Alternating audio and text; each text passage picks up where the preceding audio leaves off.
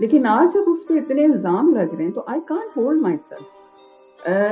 This person was very abusive to her, physically, mental torture. مجھے یاد ہے مجھ صاحب کے ابیوز کا یہ حال تھا کہ وہ بے ہوش ہو جاتی تھی اور اس کے ہاتھ پاؤں کی انگلیاں مڑ جاتی تھیں، اور ایک دو دفعہ تو میں اس کو خود اٹینڈ کر کے ہاسپٹل لے کے گئی. اور جب ان کی یہ ڈائیورس ہوئی تو میں یہاں سے یو اے سے اس کو ملنے گئی تھی، and she was in really bad state. میں نے اس کو یہ کہا کہ تم ابھی اٹھو اور تم میرے ساتھ چلو، میں تمہیں یہاں نہیں رہنے دے سکتی. وہ سب یہ جوائنٹ فیملی میں تھے. میں نے اس کو کہا کہ تم چلو، اور میں نے کہا ورنہ میں تمہارے سے آئندہ آ کے نہیں ملوں گی، تم نے یہ بہت صبر کر لیا and you have to come with می.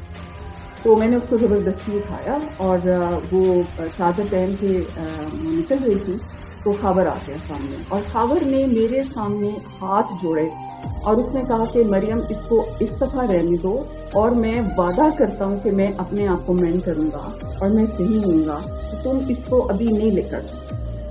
اور آپ کو پتا ہے کہ ہمارے خاندان میں وہ بالکل وہ صبر کا ہمیشہ لیسن دیا گیا، اور اس طرح تو میری بہن نے بھی مجھے دیکھا اور وہ بیچاری she was like in very bad state of mind, کیونکہ اتنا کنٹینیوس ابیوز. اب کچھ لوگ یہ کہتے ہیں کہ you know why at this time and all that time. جب بچے چھوٹے ہوتے ہیں تو مائیں سے بہت ساری چیزیں بچوں کے لیے برداشت کرتی ہیں. جب بچے بڑے ہو جاتے ہیں، اپنے گھروں کے ہو جاتے ہیں، تو ان کو وہ ضرورت نہیں رہتی کہ ہم بچوں کے لیے سفر کریں. تو اس وقت وہ اپنا سوچ سکتی ہیں یا اس ابیوز سے نکل سکتی ہیں. کئی millions of women in our culture are unfortunately suffering through this, and the society is just so very cruel, and I just see this as a manifestation of another story like that. تو کبھی بات نہیں کی، نہ اس نے کی، نہ میں نے کی، نہ ہماری فیملی میں سے کسی نے کی، because we are upholding our family values.